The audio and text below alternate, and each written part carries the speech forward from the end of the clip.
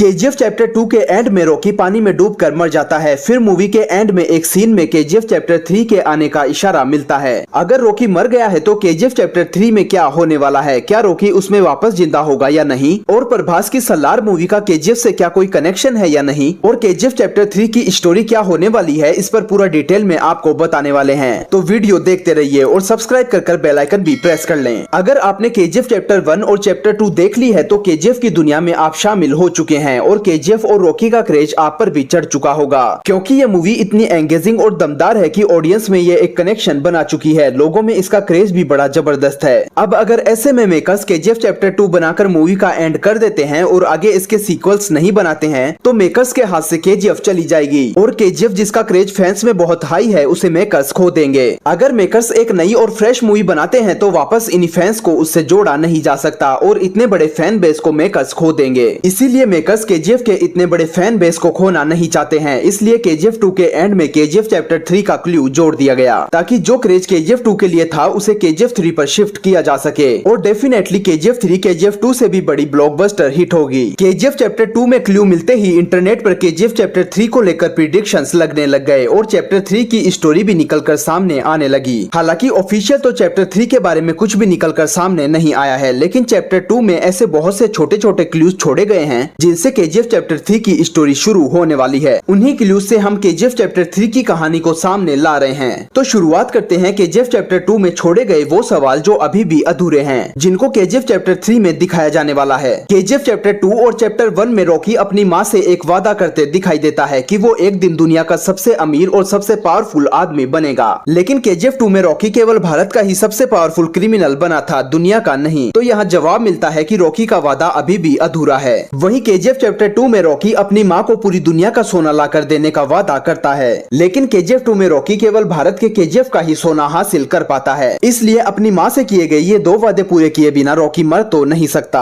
अब आप ही सोचिए कि इतना बड़ा पावरफुल क्रिमिनल रॉकी जो कभी हार नहीं मानता और काफी ज्यादा एडवांस माइंड रखता है, वो आखिर केजीएफ 2 में इतनी आसानी से कैसे मर सकता है? क्या ये बात आपको हजम हो सकती है? अगर आपने गौर किया हो तो केजीएफ 2 में रॉकी को पानी में डूबते हुए ही दिखाया जाता है, मरते हुए नहीं। लेकिन 20,000 फीट से भी ज्यादा गहराई के समुद्र से रॉकी बचकर कैसे निकलने वाला है, इसका जवाब भी आपको आगे मिलने वाला है। केजीएफ 2 में एक बड़ा इशारा ये भी देखने को मिला है कि रॉकी शिप पर जाते वक्त इंडियन आर्मी को जो फैक्ट्स भेजता है, सेम वही फैक्ट्स अमेरिकन और इंडोनेशियंस को भी भेजता है और इंटरनेशनल वाटर में रॉकी के पीछे अमेरिकन और इंडोनेशियंस की नेवी भी पड़ जाती है। लेकिन इसके बारे में मूवी में ज्यादा कुछ नहीं दिखाया जाता और अचानक से ही रॉकी के शिप पर इंडियन एयरफोर्स मिसाइल्स लॉन्च कर देती है और रॉकी का जहाज बड़े धमाके के साथ ब्लास्ट हो जाता है और रॉकी को पानी में डूबते हुए दिखाया जाता है। वहीं रॉकी की स्टोरी खत्म हो जाती है। अब अमेरिकन और इंडोनेशियंस रॉकी के पीछे क्यों लगे थे और रॉकी ने उन्हें फैक्ट्स क्यों भेजा था, इसका जवाब तो केजीएफ 2 में नहीं मिल पाता है। वहीं मूवी के एंड में एक छोटी क्लिप यूएसए की CIA की भी देखने को मिलती है, जिसमें अमेरिकन रॉकी के बारे में बात करते दिखाई देते हैं और रॉकी को बिगेस्ट क्रिमिनल बताते हैं। और मूवी के एंड में पीएम रमिका सेन के एक छोटे वीडियो क्लिप में यह भी दिखाया जाता है कि अमेरिकन और इंडोनेशियंस आखिर रॉकी के पीछे क्यों पड़े थे और बताया जाता है कि पिछले 3 सालों में 1979 से 1981 तक रॉकी ने 16 देशों में काफी ज्यादा क्राइम किए थे। तो केजीएफ चैप्टर 3 की स्टोरी यहीं से शुरू होने वाली है। केजीएफ चैप्टर 3 में रॉकी की पिछले 3 सालों यानी रॉकी जब मरा है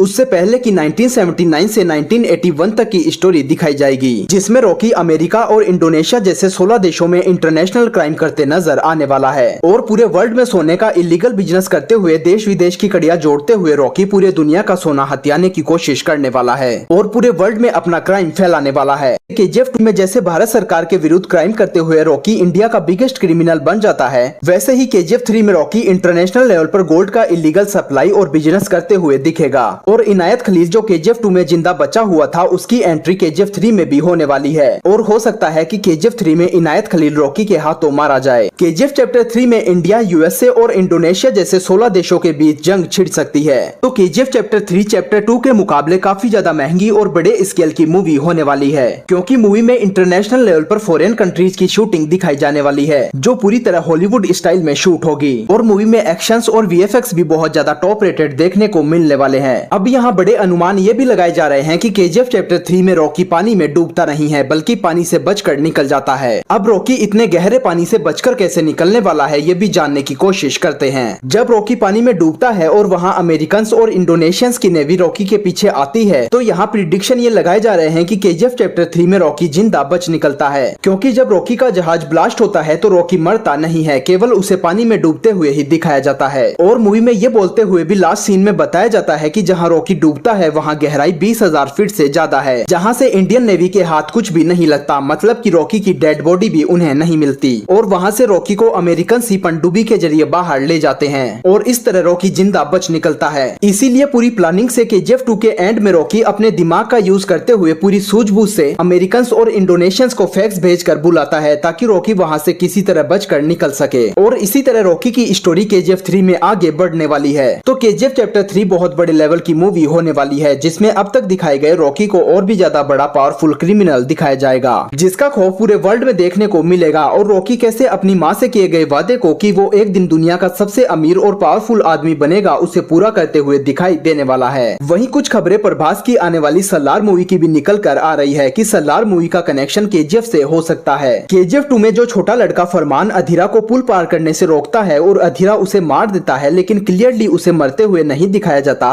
और उसकी माँ को उसकी डेड बॉडी भी नहीं दिखाई जाती है, वो लड़का जिंदा बचा हुआ है। और प्रभास सलार मूवी में इसी बच्चे का रोल निभा रहे हैं कि कैसे वो जिंदा बचा है। और रॉकी का फैन ये छोटा लड़का फरमान रॉकी के ही नक्शे कदम पर चलते हुए एक बड़ा क्रिमिनल बन जाता है। और प्रभास सलार में इसी बच्चे का रोल निभाते हुए खौफ फैलाने वाले हैं। सलार में भी केजीएफ की तरह ही विजुअल्स, वीएफएक्स और सिनेमेटोग्राफी देखने को मिलने वाली है, जिसमें रॉकी के भी कुछ सीन्स हो सकते हैं। बहुत सी सिमिलरिटीज केजीएफ और सलार मूवी में देखने को मिल रही है। केजीएफ और सलार दोनों मूवी के डायरेक्टर और राइटर प्रशांत नील ही हैं। वहीं मूवी के प्रोड्यूसर और प्रोडक्शन कंपनी भी सेम ही है। और सबसे बड़ी खबर ये भी है कि केजीएफ 2 में फरमान की माँ का रोल ईश्वरी राव ने किया था, वही ईश्वरी राव सलार में प्रभास की माँ का रोल निभा रही है। ये इतने बड़े क्लूज हैं जो साफ बता रहे हैं कि सलार का डायरेक्ट कनेक्शन केजीएफ से होने वाला है। वहीं इसके बाद सेम मेकर्स और डायरेक्टर की मूवी बघीरा भी आने वाली है, जिसका कनेक्शन भी केजीएफ से ही बताया जा रहा है। तो बैक टू बैक केजीएफ से रिलेटेड ये मूवीज आने वाली है जो केजीएफ का साम्राज्य खड़ा कर देगी। अभी तक आपने हॉलीवुड की मार्वल और डीसी की मूवीज ही ऐसी देखी होगी। जैसा हॉलीवुड में मार्वल मूवीज में एवेंजर्स में हमें देखने को मिला है, ठीक वैसे ही केजीएफ की एक दूसरे से जुड़ी हुई ये फिल्में इंडियन सिनेमा को एक अलग ही ऊंचाई पर ले जाएगी। तो ये सभी अनुमान उन्हीं क्लूज पर आधारित है जो केजीएफ 2 में छोड़े गए हैं और सलार और बघीरा मूवी से रिलेटेड हैं, जो पूरी तरह फैक्ट्स पर आधारित हैं। अब रियल में केजीएफ 3, सलार और बघीरा का क्या कनेक्शन होने वाला है और इनकी स्टोरी क्या होगी, ये तो देखना अभी बाकी है। तो आप केजीएफ 3 को लेकर कितने एक्साइटेड हैं कमेंट सेक्शन में जरूर बताएं। और ऐसे ही इंटरेस्टिंग वीडियोस पाते रहने के लिए लाइक, शेयर और सब्सक्राइब जरूर करें।